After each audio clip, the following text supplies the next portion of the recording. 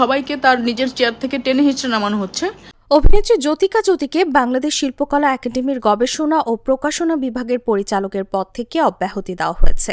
তিনি বিগত সরকারের আমলে চুক্তিভিত্তিক এ পদে নিয়োগ পেয়েছিলেন। চুক্তির মেয়াদ শেষ হওয়ার আগেই তার নিয়োগ বাতিল করেছে জনপ্রশাসন মন্ত্রণালয়। আর্টিস্টদের মধ্যেও একদম দুটো ভাগ হয়ে গেছে, কোনো কাজ হচ্ছে না, এটাও মানে এই চাকরিটাও থাকছে না। তাহলে আমি কোথায় যাব, আমি কি করব?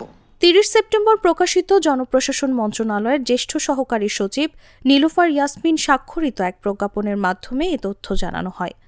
প্রজ্ঞাপনে জ্যোতি ছাড়াও চুক্তিভিত্তিক আরও 4 জন পরিচালককে অব্যাহতি দেওয়া হয়েছে।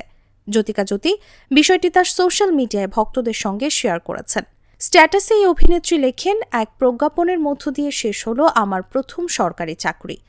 বর্তমান অন্তর্বর্তী সরকার আমার চাকরির মেয়াদ থাকার পরও আমাকে দায়িত্ব থেকে অব্যাহতি দিয়েছে।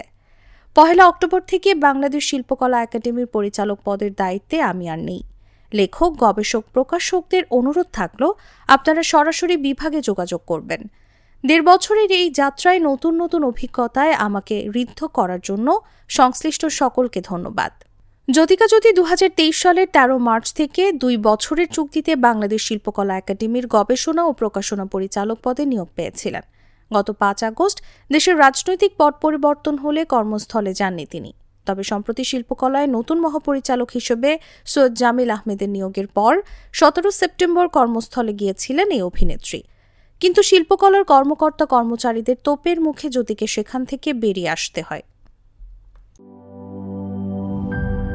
গুড লাক পেনের সফট অয়েল বেসড ইঙ্ক দেয় নিখুঁত লেখার আত্মবিশ্বাস। Good luck pen, make your lakh.